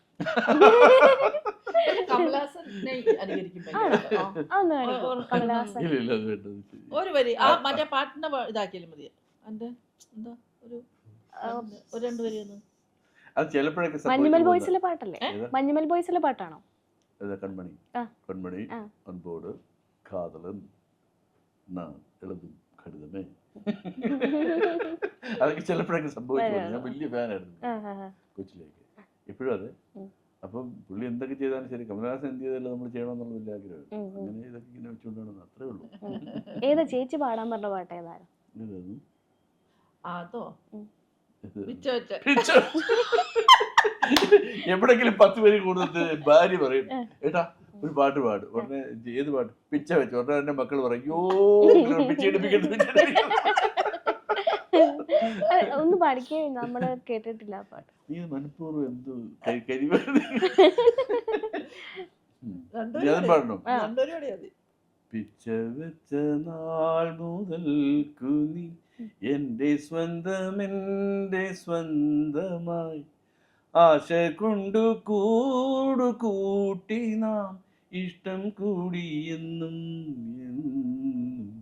പിച്ച വെച്ച നാൾ മുതൽക്കു നീ. എന്തെന്നാലും അടിപൊളി. വെറുതെ അല്ല ദേവേട്ടന് ഫാൻസ് കൂടുന്നത്. കമന്റ് ബോക്സിലൊക്കെ അതുകൊണ്ടാണ് ഇങ്ങനെ കമന്റ്. ചേച്ചി, ജാസ്മിൻ ഹൈജീനെ പറ്റി ഒരുപാട് ചർച്ച ചെയ്യുന്നുണ്ട്. കഴിഞ്ഞ എപ്പിസോഡിലൊക്കെ ആണെങ്കിലും ജാസ്മിന് വൃത്തിയില്ല എന്നുള്ള രീതിയിൽ ടാഗ് ലൈൻ വന്നു കഴിഞ്ഞു. ഇല്ല, അത് നമുക്ക് എന്താ പറയാ, ഇതൊക്കെ നമ്മൾ സ്വന്തമായി പഠിച്ച് വരേണ്ട കാര്യങ്ങളാണ് ഹൈജീൻ എന്നൊക്കെ പറയുന്നത്. നമ്മൾ ഒരു ദിവസം കൊണ്ട് സംഭവിക്കുന്നതൊന്നും എല്ലാവരും പറഞ്ഞിട്ട് നമ്മൾ ചെറുതിലെ തന്നെ ഓരോന്നും പഠിച്ച് വരുന്നതിൽ ഉണ്ടാവുന്നതാണ് ഈ ഹൈജീൻ എന്നൊക്കെ പറയുന്ന കാര്യങ്ങൾ. അപ്പം ജാസ്മിനെയൊക്കെ സംബന്ധിച്ച് അതൊക്കെ നമ്മളാരും പറഞ്ഞു കൊടുത്തിട്ടുണ്ടാവേണ്ടതല്ല. കാരണം എന്തായാലും ഒരു 10, 24, 25 വയസ്സായ കുട്ടികളാണ്. അവർക്കൊക്കെ സ്വന്തമായി തന്നെ അതൊക്കെ എന്താ പറയാ ചിന്തിച്ച് ചെയ്യേണ്ട കാര്യങ്ങളാണ്. ഞാനിപ്പോ ജാസ്മിന്റെ ഭാഗത്ത് ചിന്തിക്കാന്ന് വിചാരിച്ചു. ചായ എടുത്തു, അവിടെ അളന്ന് തൂക്കി 1 മില്ലി 2 മില്ലി പാലൊക്കെ ഒഴിക്കുന്നത്. അങ്ങനെ ചായ ഉണ്ടാക്കിയതാ. ആ കൊച്ചറിയാതെ തുമ്മിപ്പോയി. അയ്യോ ഞാൻ തുമ്മി, ഈ ചായ കളയണമെന്ന് പറഞ്ഞു നിങ്ങളെല്ലാം കൂടി പിന്നെ അതിന്റെ പുറത്ത് കിടന്നില്ലേ, ചായ വേസ്റ്റ് ആക്കിയത്. ചിലപ്പം അങ്ങനെ ചിന്തിക്കാമല്ലോ. പക്ഷെ നമുക്കത് ആ ഒരു കാര്യത്തെ അംഗീകരിക്കാൻ പറ്റും. എന്നാ പിന്നെ കളഞ്ഞാൽ മതിയായിരുന്നു. എന്നാലും ഞാൻ പലപ്പോഴും ആ മോളുടെ ഭാഗത്തും ചിന്തിക്കും. അപ്പൊ എനിക്ക് തോന്നി ഒന്ന് തുമ്മിപ്പോയി, പക്ഷെ സ്വന്തമായിട്ട് കുടിച്ചാൽ മതിയായിരുന്നു. അങ്ങനെ കുറച്ച് ഗബ്രി കൂടെ കൊടുത്താൽ മതിയായിരുന്നു. അങ്ങനെ ആ പ്രശ്നമൊക്കെ പരിഹരിക്കായിരുന്നു. അത് ജിന്നോയ്ക്ക് 2 കപ്പ് കൂടെ കൊടുത്തു. ജിന്നോയെ പരിപോഷിപ്പിച്ചാ മോശമായി പോയി. ജിന്നോയ്ക്ക് പ്രോട്ടീൻ ചായ കൊടുത്തു. ഇപ്പം ജബ്രിയുടെ പേരെടുത്ത് പറഞ്ഞുകൊണ്ട് ചോദിക്കാണ്. ഗബ്രി, പക്ഷെ ജബ്രി എന്നാണ് ഇവർ അറിയപ്പെടുന്നത്. ജാസ്മിൻ ഗബ്രി, അതാണുള്ള ജോഡി.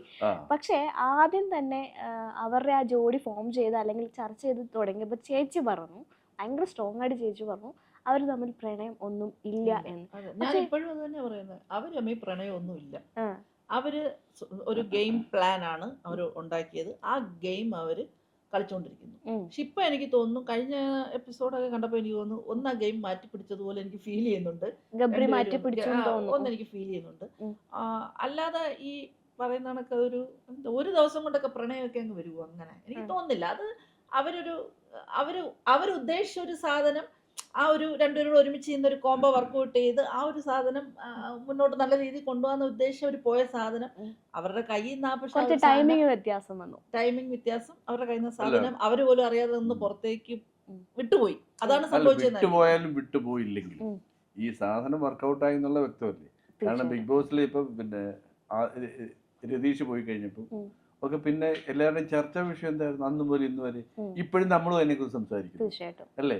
നമ്മളൊരു പുതിയ പേര് വിട്ടു, ജബ്രി അല്ലേ. കാര്യം എന്താ? അത് വർക്കൗട്ട് ചെയ്യുന്നതിന്റെ അർത്ഥം. പിന്നെ നമ്മുടെയൊക്കെ മനസ്സില് പിന്നെ എന്താണ്, നമ്മുടെയൊക്കെ ഭാവനയ്ക്ക് അനുസരിച്ച് അവർ ആദ്യം കണ്ടപ്പോ ഒന്ന് ചിരിച്ചു, പിന്നെ ഒന്ന് കണ്ടു, കണ്ണുകൾ കൊണ്ട് കഥ പറഞ്ഞു, അവര് കഴിഞ്ഞല്ലോ. അപ്പൊ നമ്മുടെ ഭാവനയ്ക്ക് അനുസരിച്ച് ആ റിലേഷൻഷിപ്പ് അവര് വർക്ക്ഔട്ട് ചെയ്തില്ല എന്നുള്ളതാണ് നമ്മുടെ പ്രശ്നം. അവര് പ്രേമിച്ചില്ലയോ എന്നൊന്നും അല്ല പ്രശ്നം. അപ്പൊ അത് കുറച്ചുകൂടെ ഗ്രാജുവലായിട്ട് കൊണ്ടുവരായിരുന്നു. ഇങ്ങനെ ചാടി കയറി കയ്യിൽ കയറി പിടിക്കണ്ടായിരുന്നു എന്നൊക്കെ അതല്ലേ പ്രശ്നം. ഉമ്മ വെക്കണ്ടായിരുന്നു പ്രശ്നം. പക്ഷെ അത് ഇതൊരു ഗെയിം എന്നുള്ള തരത്തിൽ ചിന്തിച്ചു കഴിഞ്ഞാൽ അത് വർക്കൗട്ട് ആയില്ലേ. കാരണം ബിഗ് ബോസ് ക്യാമറ എത്ര മണിക്കൂറുകളോളം ഇവരെ തന്നെ ഫോക്കസ് ചെയ്തു. പ്രത്യേകിച്ച് രാത്രി കാലങ്ങളിൽ എൻ്റെ ഒരു ഫ്രണ്ടിന്റെ കമന്റ് ആണ്, നമ്മൾ എപ്പിസോഡ് കണ്ട സമയത്ത് രാത്രി ബിഗ് ബോസ് വീട്ടിൽ സൗണ്ട് വെച്ചിരുന്ന് കാണാൻ പറ്റില്ല. ഒരു ദിവസം അവൻ കണ്ടപ്പോൾ അവൻ്റെ അമ്മ വിളിച്ചു ചോദിച്ചു എന്ന്, എന്താണ് നിന്റെ റൂമിൽ പല്ലിയുടെ ശല്യം ഉണ്ടോ? അപ്പൊ ഇങ്ങനെ ഈ ഒരു സൗണ്ടാണ് വരുന്നത്. അല്ല, അത് മാസ്ക് ചെയ്യാൻ വേണ്ടി എന്റെ ഭാര്യ കാര്യമായിട്ട് കോൺട്രിബ്യൂട്ട് ചെയ്തു. അവൾ അതിന് ഉച്ചത്തിൽ കൂർക്കം വലിക്കുന്നുണ്ടായിരുന്നു. അങ്ങനെയെങ്കിലും പല്ലി ചലിക്കുന്ന ആരും കേൾക്കാതിരിക്കുന്നത്. അപ്പൊ ഇതിവര് 3 പേരുടെ കരുതി കൂട്ടി ചെയ്ത ഒരു പരിപാടിയാണോ, ഗെയിം പ്ലാൻ ആണെന്നൊരു സംശയമുണ്ട്. നിങ്ങളെ പിള്ളേരെ പല്ലി ചലിച്ചു, ഞാൻ കൂർക്കം വലിച്ചോളാം. സത്യം പറ, ഇനിയാണ് സത്യം പറ. ഈ ഇവിടെയെങ്കിലും സത്യം, ഇത് അവർക്ക് വേണ്ടി ചെയ്ത അല്ലേ, ഇതൊരു മാസ്കിംഗ് പ്രോഗ്രാം ആയിരുന്നു എനിക്ക് സംശയം. ചേച്ചി, ഇങ്ങനെ ഇപ്പം തമാശ ആയിട്ടാണ് നമ്മൾ ഈ സാധനത്തിനെ പറഞ്ഞു തീർത്തതെങ്കിലും അങ്ങനെ ഫാമിലി ഓഡിയൻസിന് കുട്ടികളെയൊക്കെ ആയിട്ടിരുന്ന് കാണാൻ പറ്റാത്തൊരു സാഹചര്യം ഉണ്ടെന്നൊക്കെ ഉള്ളൊരു ചർച്ചകളുണ്ട് പൊതുവെ. അവിടെ നിന്ന് കണ്ട് അവരോട് അടുത്ത് നിന്ന വ്യക്തി എന്ന നിലയിൽ ഒരിക്കലെങ്കിലും ചേച്ചി പറഞ്ഞിട്ടുണ്ടോ ഇത് കുറച്ച് ഓവറായിട്ട് പോകുന്നു എന്നുള്ളത്? പബ്ലിക്കായിട്ട് അവിടെ വെച്ച് നിൽക്കുമ്പോൾ തന്നെ ലാസ്റ്റൊക്കെ പറഞ്ഞല്ലോ, ഇത് ഫാമിലി കാണുന്ന നമ്മളൊരു ഷോയാണ്. അപ്പോൾ നമ്മൾ ഓരോരുത്തരും അതനുസരിച്ച് വേണം സംസാരിക്കുമ്പം പോലും നമ്മുടെ വാക്കുകൾ ഉപയോഗിക്കേണ്ടതും നമ്മുടെ പ്രവൃത്തിയാലും എല്ലാം നമ്മൾ ഓരോരുത്തരും അത് ചിന്തിക്കേണ്ട ഒരു കാര്യമാണെന്നുള്ളത് ഞാൻ അവിടെ വെച്ച് പബ്ലിക്കായിട്ട് പറഞ്ഞ കാര്യമാണ്. എല്ലാരും കേൾക്കത്തന്നെ, അല്ല, ഒരു ഇവരുടെ ദിവസം- മാത്രമല്ല. ഒരു ദിവസം ഞാൻ കണ്ടു, നീ മറന്നു പോകുന്നു തോന്നുന്നു, ഒരു ദിവസം ഞാൻ കണ്ടു, പിന്നെ ഇവര് രാത്രിയിലത്തെ രാത്രിയില് അതായത് ജാസ്മിനെ അവസാനം പവർ റൂമിലേക്ക് എടുത്തു. അപ്പൊ ചേച്ചിക്ക് അവിടെ രാത്രി ചെയ്യാൻ പറ്റാൻ എന്നിട്ട് ഓടിയെന്ന് പറയാം, മക്കളെ നിങ്ങൾ ഒരു കട്ടിലും കയറി കിടക്കല്ലേ. അങ്ങനെ പേടിയുണ്ടായിരുന്നോ ചേച്ചി? അല്ല, അത് വേറെ പേടിയല്ല. ഇത് എനിക്കത് എന്നെ സംബന്ധിച്ച് ഒരു ഫ്രണ്ട്സ് ആണ് അവര്. ഇപ്പൊ ഒരു കട്ടിലി കടന്നു എന്ന് പറഞ്ഞ് വേറൊന്നും സംഭവിക്കാനൊന്നും പോകുന്നില്ല. ഇതൊക്കെ നമ്മുടെ ഓരോരുത്തരുടെ എന്താ പറയുക മനസ്സിലുള്ള കാര്യങ്ങളാണ്. ഇപ്പൊ ഞാൻ പറയാം, ദേവേട്ടന് തന്നെ ഒരുപാട് ഫ്രണ്ട്സ്, സ്ത്രീ സുഹൃത്തുക്കളുണ്ട്. അപ്പം അവര് യാത്ര പോവാറുണ്ട്. പിന്നെ ചിലപ്പം ദൂരോട്ടൊക്കെ ഇവരൊക്കെ എല്ലാവരും ഒരുമിച്ച് പോകാറൊക്കെ ഉള്ളപ്പോ പിന്നെ റൂം ചിലപ്പോൾ ഹോട്ടലിൽ പോകുമ്പോൾ എല്ലാവർക്കും കൂടെ റൂംസ് ചിലപ്പോൾ കിട്ടിയെന്ന് വരത്തില്ല. അപ്പൊ ഇവരൊക്കെ ഒരുമിച്ച് ഒരു റൂമിലൊക്കെ അക്കോമഡേറ്റ് ഒരുമിച്ച് നിൽക്കാറുണ്ട്. അപ്പം അതൊക്കെ ഇപ്പൊ എന്നെ വിളിച്ചിട്ട് ഇപ്പൊ ഞങ്ങളെല്ലാവരും ഇന്നിപ്പോ റൂം കിട്ടിയില്ല, ഇപ്പൊ 2 റൂമേ കിട്ടുള്ളൂ ഞങ്ങളെല്ലാവരും എന്നൊക്കെ പറയുമ്പോൾ എനിക്ക് പ്രത്യേകിച്ച് ഒന്നും തോന്നുന്നു. എനിക്കറിയാം എന്റെ ഹസ്ബൻഡ് ഏത് ലിമിറ്റേഷൻ, എനിക്ക് അത് കഴിഞ്ഞ് ദേവട്ടം പോകില്ലെന്നുള്ളത് എനിക്കറിയാം. അപ്പം ആ ഒരു വിശ്വാസം ഞങ്ങൾക്കുള്ളതുകൊണ്ട് എനിക്കത് വലിയൊരു വിഷയമായിട്ട് തോന്നിയില്ല. പക്ഷെ ഇതൊരു പബ്ലിക് കാണുന്ന ഒരു ഷോ ആണ്. അപ്പൊ ആ ഷോയിൽ നമ്മൾ നിൽക്കുമ്പോൾ അതിന്റെ ഷോയ്ക്ക് പുറത്ത് നമ്മൾ പബ്ലിക്കായിട്ട് ചെയ്യുന്നതല്ല അവിടെ ചെയ്യേണ്ട ഏത് കാര്യവും. അത് ജനങ്ങൾ കാണുന്ന ഒരു ഷോ ആണ്. അപ്പൊ അവിടെ ചെയ്യുമ്പോൾ ചില കാര്യങ്ങൾക്ക് നമുക്കൊരു എന്താ പറയുക ലിമിറ്റേഷൻസ് ഉണ്ട്. അപ്പം അത് വെച്ചിട്ടാണ് ഞാൻ പറയുമായിരുന്നു, കിടക്കുമ്പോൾ നിങ്ങൾ കഥയൊക്കെ ഇവിടെ ഇരുന്ന് പറഞ്ഞു, കിടക്കാൻ നേരത്ത് അവരവരുടെ കട്ടിലൊക്കെ പോയി കിടന്നോണേ എന്ന് ഞാൻ പറയാറുണ്ട്. പക്ഷേ കഴിഞ്ഞ ദിവസം ലാലേട്ടൻ ചോദിക്കുന്ന സമയത്ത്, ജാസ്മിൻ ചോദിക്കുന്ന സമയത്ത്, ഞങ്ങൾ ഉള്ളിൽ പ്രണയമുണ്ടാകാം പക്ഷെ ഞങ്ങൾ അതിനെ പിടിച്ചു നിർത്തിയിരിക്കുകയാണ് എന്ന് പറയുന്നുണ്ട്. അതെ, ഇങ്ങനെ പിടിച്ചു നിർത്തിയിരിക്കുകയാണ് എന്നാണ് പറയുന്നത്. അപ്പം അതുകൊണ്ട് ആ കുട്ടി അല്ലെങ്കിൽ ഇവർ രണ്ടാളും മീൻ ചെയ്യുന്നത് എന്തായിരിക്കും? എനിക്കത് അറിയില്ല എന്താ ചേട്ടാ അവര് മീൻ ചെയ്തത്. അല്ല, അവര് പിന്നെ എനിക്ക് തോന്നുന്നത് this was A game plan. എനിക്ക് ഇപ്പോഴും അതാ ഞാൻ പറഞ്ഞത്, തുടക്കത്തിൽ ഒരു ഗെയിം പ്ലാൻ ആയിരുന്നു. പിന്നെ മനുഷ്യ മനസ്സല്ലേ, ചിലപ്പോൾ മാറാം. പിന്നെ അവർക്ക് കിട്ടുന്ന ഫീഡ്ബാക്ക് ഒക്കെ ഇപ്പോൾ അവർക്ക് എന്നിട്ട് നെഗറ്റീവ് ഉണ്ടെന്നുള്ള കാര്യം പലതരത്തിൽ അവർ അറിഞ്ഞിട്ടുണ്ട്. അതുകൊണ്ട് ഇതൊരു പരിശുദ്ധ പ്രണയമായിട്ട് ഇനിയും കൊണ്ടുവന്നാൽ അതായിരിക്കും ജനം അക്സെപ്റ്റ് ചെയ്യുന്നത്. ഒരുപക്ഷെ പരിശുദ്ധ പ്രണയമായിരിക്കാം ഇപ്പോൾ, കാരണം അങ്ങോട്ട് ഇങ്ങനെ കണ്ണിൽ കുറെ നേരം നോക്കി ഇരുന്ന ചില പ്രണയമൊക്കെ ഉണ്ടാക്കി, ചിലപ്പോൾ അതും വന്നിരിക്കാം. പക്ഷെ ഇതെല്ലാം ചിലപ്പോഴെല്ലാം അവരുടെ കയ്യിൽ നിന്ന് വിട്ടുപോയി. ഇത് ഏത് ട്രാക്കിലോട്ട് കൊണ്ടുപോകണം, കാരണം എവിടെ ലാൻഡ് ചെയ്യണം, സംഭവം ടേക്ക് ഓഫ് ചെയ്തു. ഇനിയിപ്പോ എവിടെ ലാൻഡ് ചെയ്യണമെന്ന് അറിയാൻ മേത്ത ഒരു കൺഫ്യൂഷനാണ്. ആ കൺഫ്യൂഷൻ പല സ്ഥലത്തും പ്രകടമാവുന്നു. പക്ഷേ ജാസ്മിൻ ഒരു തവണ പറയുന്നുണ്ട്, ഞാൻ കമ്മിറ്റഡ് ആണ്, പുറത്ത് കമ്മിറ്റഡ് ആണ്. ഒരു ദിവസം എല്ലാവരോടും ഒരുമിച്ച് ഇങ്ങനെ ജാസ്മിനെതിരെ ആ ഒരു വിഷയം സംസാരം വന്നപ്പോൾ ജാസ്മിൻ ഭയങ്കരമായിട്ട് കരഞ്ഞു, പൊട്ടിക്കരഞ്ഞിട്ടാണ് പറഞ്ഞത് എന്നെ എല്ലാവരും കൂടെ ചേർന്ന് ഇതാക്കരുത്, ഞാൻ പുറത്ത് എൻഗേജ്ഡ് ആണ് എന്ന് പറയുന്നുണ്ടായിരുന്നു. കമ്മിറ്റഡ് ആണെന്ന് പറയുന്നുണ്ട്. ഇതാണ് ഈ അരിയാഹാരം കഴിക്കുന്ന മലയാളിക്ക് പിടിക്കാത്ത ഒരു കാര്യം. അതാണ്, ഞാൻ ഉൾപ്പെടെ നല്ല ചോറും മീൻകറിയും കഴിക്കുന്നതാണ്. നമുക്ക് മനസ്സിൽ പിടിക്കാത്തൊരു കാര്യം, എടാ ഞാൻ കമ്മിറ്റഡ് ആണോ എന്ന് പറയണ്ടോ. കമ്മിറ്റഡ് ആണ് ഗൈസ് എന്നാണ് പറയുന്നത്. ഈ കമ്മിറ്റഡ് ആയിട്ട് ആള് പിന്നെ മറ്റൊരു പുരുഷനോട് പ്രവർത്തിക്കുന്ന രീതിയിൽ വേറെ അല്ലേ. അപ്പൊ കമ്മിറ്റ്മെന്റ് ഉണ്ടെന്ന് പറയുകയും അടുത്ത നിമിഷം കെട്ടിപ്പിടി ഉമ്മവെപ്പം തുടങ്ങി കഴിയുമ്പോൾ ജനത്തിന് തോന്നുന്നു ഇതെന്തോന്നു കമ്മിറ്റ്മെന്റ് ചെയ്യും. അതാണിപ്പം ചർച്ചാ വിഷയമായി. അത്രേ ഉള്ളൂ. അല്ല, ഇപ്പൊ രണ്ടുപേര് കമ്മിറ്റഡ് ആണെങ്കിൽ അവരിപ്പോ ഫ്രണ്ട്ഷിപ്പ് എന്തെങ്കിലും ആയിക്കോട്ടെ, നമുക്ക് അതൊന്നും പ്രശ്നമല്ല, അവരുടെ ബന്ധം എന്തും ആയിക്കോട്ടെ, കാരണം നമ്മുടെ കുടുംബത്തെ ബാധിക്കുന്നില്ല. പക്ഷെ ഇങ്ങനെ ഞങ്ങൾ കമ്മിറ്റഡ് ആണെന്ന് പറയുകയും അതോടൊപ്പം പാരലൽ കമ്മിറ്റ്മെന്റ് ഷോയ്ക്കകത്ത് നടത്തുകയും ചെയ്യുമ്പോൾ നമുക്ക് കാണുന്നവർക്ക് ഒരു ബുദ്ധിമുട്ടുണ്ട്. അതുപോലെ തന്നെ ജാസ്മിന്റെ വീട്ടിൽ നിന്ന് കോള് വന്നു, അത് ടെലികാസ്റ്റ് ചെയ്തില്ല, അച്ഛന് സുഖമില്ല എന്നുള്ളതായിരുന്നു അതിന്റെ പ്രധാന കാര്യം എന്നൊക്കെ പറയുന്നുണ്ടായിരുന്നു. പക്ഷെ അതിനെ പലതരത്തിൽ ആളുകൾ, പുറമേയുള്ള ആളുകൾ പറയുന്നുണ്ടായിരുന്നു, ഇൻഫർമേഷൻ പാസ് ചെയ്യാൻ വേണ്ടിയിട്ടാണ്. കാരണം ആളുകളെ കുറ്റം പറയാൻ പറ്റുമോ? ആളുകളെ എങ്ങനെ കുറ്റം പറയും? ഞാൻ ചോദിക്കട്ടെ, ജാസ്മിൻ എന്ന് കരഞ്ഞു വിളിച്ച് പറഞ്ഞു എല്ലായിടത്തും വന്ന് പ്ലീസ്, ഭയങ്കര കരച്ചിലാണ്, കരഞ്ഞു വിളിച്ച് പ്ലീസ് വെള്ളിയാഴ്ച വരെ നിങ്ങൾ എന്നെ ഒന്ന് വെറുതെ വിടും, ഒന്നും പറയരുത്, ഞാൻ എന്തും ചെയ്യാം, കാൽ പിടിക്കാം, പാത്രം കഴുകാം, മൂക്കൾ തുടയ്ക്കാം എന്നൊക്കെ പറഞ്ഞു. അപ്പൊ എല്ലാവരും ഇങ്ങനെ നോക്കി, വെള്ളിയാഴ്ച എന്തോ സംഭവിക്കാൻ പോകുന്നു. വെള്ളിയാഴ്ച വന്നു, വെള്ളിയാഴ്ച പോയി. ജാസ്മിൻ ബാക്ക് ടു ബേസിക്സ് അല്ലേ. ജാസ്മിൻ വീണ്ടും പഴയ പോലെ പെരുമാറാൻ തുടങ്ങി. അപ്പൊ വെള്ളിയാഴ്ച എന്താ സംഭവിച്ചതെന്ന് ഞങ്ങളൊക്കെ ഇങ്ങനെ എന്ന് വിചാരിച്ചു. 2 ദിവസം സമയം ചോദിച്ചു, 2 ദിവസം കഴിഞ്ഞപ്പോ ഇവര് മറന്നുപോയി. അവര് വീണ്ടും പഴയ പോലെ. അപ്പൊ സമയം കൊടുത്ത് നമ്മളൊക്കെ ശശി അങ്ങനെ അല്ലെങ്കിൽ പുറത്തുനിന്ന് ഇൻഫർമേഷൻസ് കിട്ടാനുള്ള എന്തെങ്കിലും സാധ്യത അവിടെ ഉണ്ടോ? എനിക്കൊന്നും കിട്ടിയിട്ടില്ല, അതല്ലേ എനിക്ക് പറയാൻ പറ്റും. ജാസ്മിനെ സംബന്ധിച്ചിടത്തോളം കിട്ടിയെന്നാണ് മലയാളികൾ മുഴുവൻ വിശ്വസിക്കുന്നത്. എന്താണെന്ന് വെച്ച് കഴിഞ്ഞാൽ നെഗറ്റിവിറ്റി പുറത്തുണ്ട്, കുറച്ചുകൂടെ നിങ്ങൾ ശരിയാവണം, മര്യാദയ്ക്ക് അവിടെ നിൽക്കണം എന്നുള്ള ഒരു മെസ്സേജ് എങ്ങനെ കൺവെയ്ഡ് ആയിട്ടുണ്ട്. അതിന്റെ വ്യത്യാസം അവരുടെ പ്രവൃത്തിയിൽ പിന്നെ ഒരു കുറച്ച് 2-3 മിനിറ്റ് ഉണ്ടായിരുന്നു. പക്ഷെ അങ്ങനെ ഒരു ഇൻഫർമേഷൻ കിട്ടിയിട്ടുണ്ടെന്ന് തോന്നില്ല. കാരണം പിറ്റേ ദിവസം വീണ്ടും പഴയ പോലെ, ഈ വെള്ളിയാഴ്ച കഴിഞ്ഞപ്പോ പഴയ പോലെ. അല്ല, അത് കേട്ടപ്പോ എന്തോ ഒരു കുറച്ചുകൂടി നീറ്റായിട്ടൊക്കെ ഞാൻ അവിടെ മാറിയിരിക്കാം, ഇവിടെ മാറിയിരിക്കാം, ഒരു 3:42 സെക്കൻഡ് ഒക്കെ മാറിയിരുന്നു. വീണ്ടും പഴയതായി. അപ്പൊ ഞങ്ങള് ഓഡിയൻസ് എന്ന് പറയുന്ന പൊട്ടന്മാരുണ്ടല്ലോ ഇവിടെ, ഞങ്ങൾ വിചാരിക്കുന്ന മാറി. അപ്പൊ ഇനി വേറെ ഗെയിം പ്ലാൻ. ആ 42 സെക്കൻഡ് ഒരു മാറി, വാസ്തവമാണ്. പിന്നെ പഴയ പോലെ ആയി. അപ്പൊ നമ്മൾ കൺഫ്യൂസ്ഡ് ആണ്. ഇപ്പൊ അവരെ പോലെ നമ്മൾ കൺഫ്യൂസ്ഡ് ആണ്. ഇവര് തമ്മിൽ സ്നേഹമാണോ, സ്നേഹിക്കുമോ, സാധ്യതയുണ്ടോ, ഇനി ഒരു കമ്മിറ്റ്മെന്റ് ഉണ്ടാവും, ഇനി ഒരു ജീവിതം ഉണ്ടാകുമോ ഡോക്ടർ, എന്തൊക്കെയുള്ള ഈ പ്രണയം ഇങ്ങനെ തകൃതിയായിട്ട് പോകുന്നു. പ്രണയമോ എന്തോ അങ്ങനെ പോയിക്കൊണ്ടിരിക്കുമ്പോ അതിന്റെ ഇടയ്ക്കൂടെ വേറൊരു പ്രണയം അല്ലെങ്കിൽ സാധ്യതയുള്ള വേറെ സാധനമുണ്ട്, അർജുനും ശ്രീതുവും തമ്മില്. അതും നമ്മൾ ചോദിക്കുമ്പോൾ ഹൗസിലുള്ള ആളെന്ന രീതിയിൽ അവർ തമ്മിലുള്ള ഫ്രണ്ട്ഷിപ്പിനെ എങ്ങനെ ചേച്ചി കാണുന്നത്? അല്ല, ഞാൻ ഇറങ്ങുന്ന ആ ഒരു ടൈമിലാണ് അവിടെ ഇങ്ങനെ ഈ ഒരു സംസാരം വരുന്നത്, ആ സമയത്താണ്. അപ്പം ആദ്യമൊന്നും എനിക്ക് അങ്ങനെ തോന്നിയിട്ടില്ല. അപ്പം ജാനുവാണ് ഫസ്റ്റ് എന്നോട് പറയുന്നത്, ചേച്ചി അവർ തമ്മിൽ എന്തോ ചേച്ചി. അപ്പൊ ഞാൻ പറഞ്ഞേ അങ്ങനൊന്നുമില്ല, ചേച്ചി ഒന്ന് ശ്രദ്ധിച്ചു നോക്ക് എന്ന് പറഞ്ഞു. അപ്പൊ നോക്കുമ്പോ ഇവരുടെ ഒരു ചിരിയും നോട്ടും, നമുക്കിങ്ങനെ പിള്ളേരുടെ ഇതൊക്കെ അറിയാമല്ലോ, നമുക്ക് മക്കളൊക്കെ ഉള്ളായിരുന്നു. അപ്പൊ എന്തോ പക്ഷെ പിന്നെ എനിക്ക് അപ്പോഴും ഒരു പ്രശ്നം എന്താണെന്നറിയോ, കാരണം അവിടെ ഓരോരുത്തരുടേതായ രീതിയിൽ ഗെയിം കളിക്കുകയാണ്. അതുകൊണ്ട് നമുക്കിതിപ്പം ഒന്നും അങ്ങോട്ട് വിശ്വസിക്കാൻ പറ്റില്ല. ഇത് ഗെയിമാണോ, പ്രണയമാണോ, ശരിക്കുള്ള വല്ലതാണോ, നമ്മൾ തന്നെ കൺഫ്യൂസ്ഡാ. മനസ്സിലായില്ലേ? പക്ഷെ പുറത്ത് നിന്ന് കാണുന്നവർക്ക് ഇത് അറിയാൻ പറ്റും. അകത്ത് നിൽക്കുമ്പോൾ സത്യം പറഞ്ഞാൽ നമ്മൾ കൺഫ്യൂസ്ഡാ പലപ്പോഴും പല കാര്യങ്ങളും. പിന്നീട് ഇങ്ങോട്ട് വരുമ്പോഴത്തേക്കും ശ്രീധുവിന്റെ കാര്യം പറയുമ്പോൾ ഒരു കാര്യം ഓർത്ത്, ഒരു ദിവസം മോള് പറയും ബിഗ് ബോസ് വീട് കത്തി. ഞാൻ പറയേ ഓടി വന്ന് ടി വി ഒക്കെ എന്ത് പറ്റിയപ്പോ അപ്പൊ ഇങ്ങനെ ശ്രീധു പറഞ്ഞോണ്ട് പോവാ, അവര് കത്തുന്നു അപ്പൊ വർത്തമാനം പറയുന്നതിന് തമിഴ് കത്തുന്നു സൗണ്ട് വെക്കുന്നു.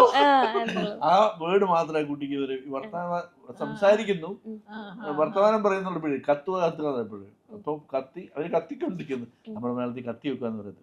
അതായിരിക്കും ഒരു വിഷയം. ശ്രീധുവിന് ഫ്ലുവന്റ് ആയിട്ട് മലയാളം സംസാരിക്കാൻ അറിയില്ല, കത്താൻ അറിയില്ല. അല്ല, എന്നാലും ഇപ്പൊ മലയാളം പറയുന്നുണ്ട്. അപ്പം ശ്രീധുവിനോട് ചോദിക്കുന്നുണ്ട് മലയാളം എന്തുകൊണ്ട് മലയാളം ബിഗ് ബോസ് ചൂസ് ചെയ്തു, തമിഴിലേക്ക് പോയിക്കൂടാന്ന് ചോദിക്കുന്നുണ്ട്. അപ്പം അങ്ങനെ തോന്നിയോ? പിന്നെ ഇടയ്ക്ക് പിന്നെ ജാൻമണി ഹിന്ദി പറയുന്നു, അങ്ങനെയുള്ള ഒരു. അല്ല, ജാൻമണിയെ കാട്ടി ശ്രീധുവിന് മലയാളം പറയാൻ പറ്റുന്നുണ്ട്, നമുക്ക് മനസ്സിലാവുമല്ലോ ശ്രീധു പറയുന്നതൊക്കെ. ജാനുവിന്റെ പ്രശ്നം ലാംഗ്വേജിന്റെ ഒരു പ്രശ്നം വലിയൊരു പ്രശ്നമായിരുന്നു. കാരണം പകുതി നമുക്ക് തന്നെ മനസ്സിലാക്കാൻ ഇത്തിരി പാടായിരുന്നു പറയുമ്പോ.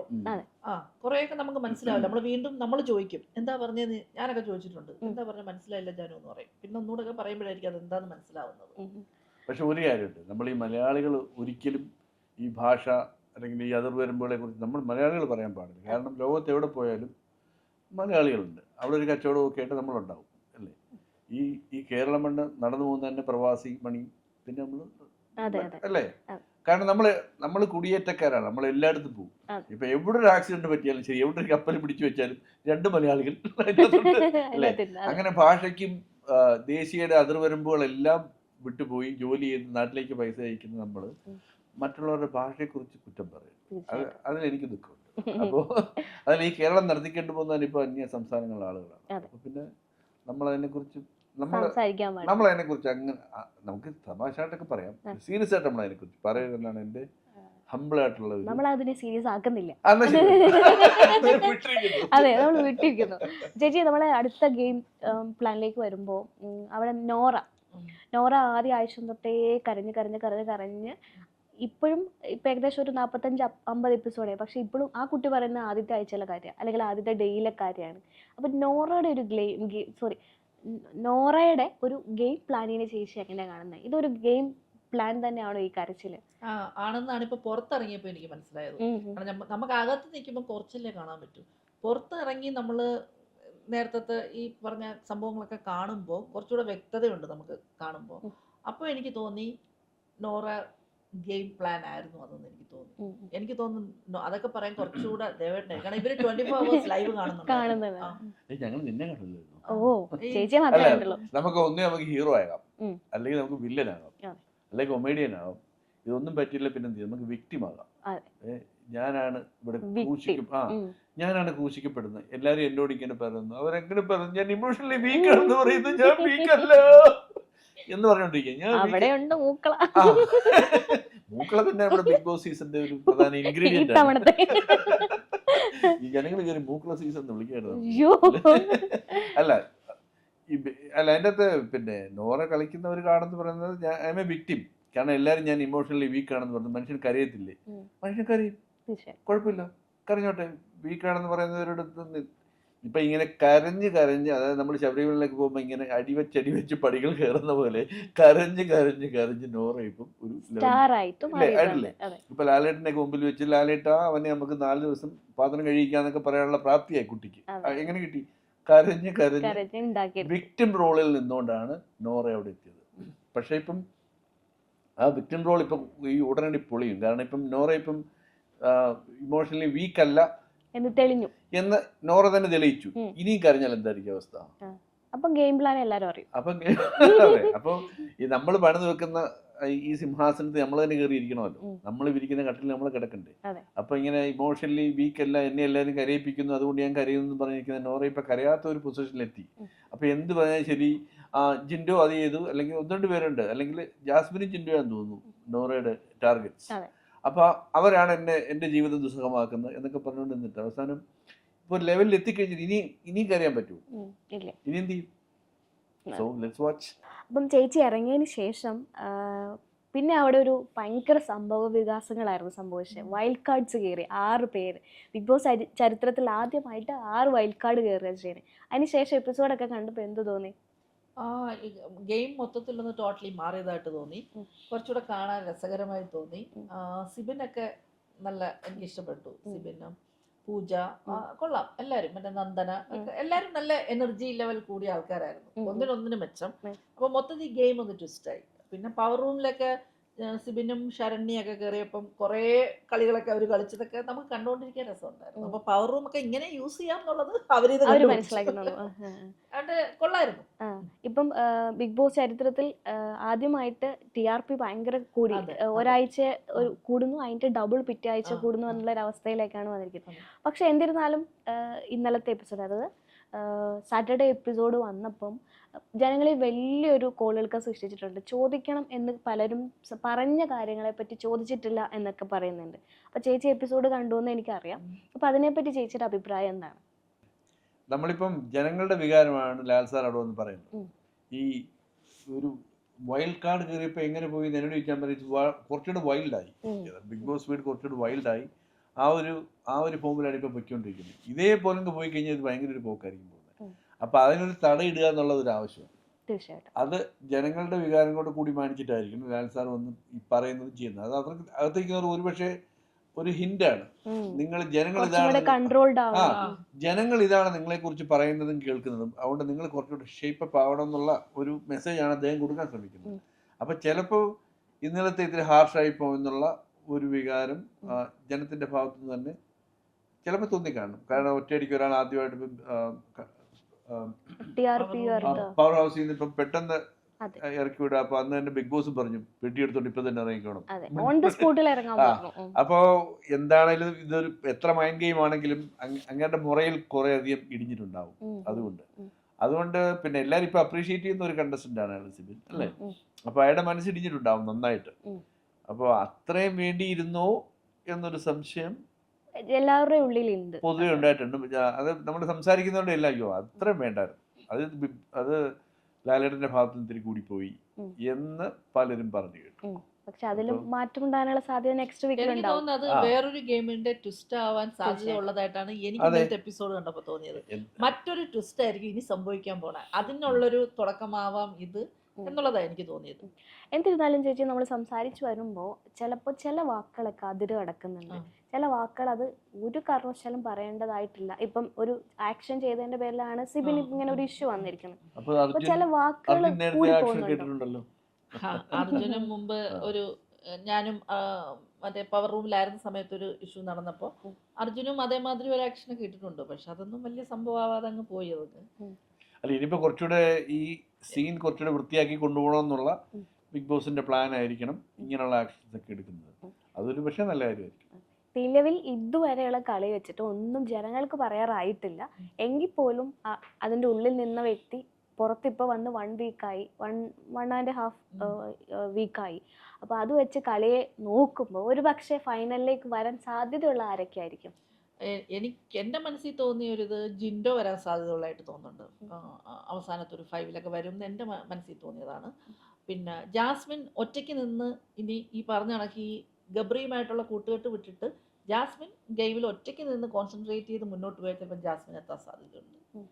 പിന്നെ അങ്ങനെ തോന്നിയ അവരെ രണ്ടുപേരും ഇപ്പം എനിക്ക് ഫൈനൽ 5-ലേക്ക് തോന്നുന്നുള്ളൂ. രണ്ടുപേര്, 5 പേര് പറയണം.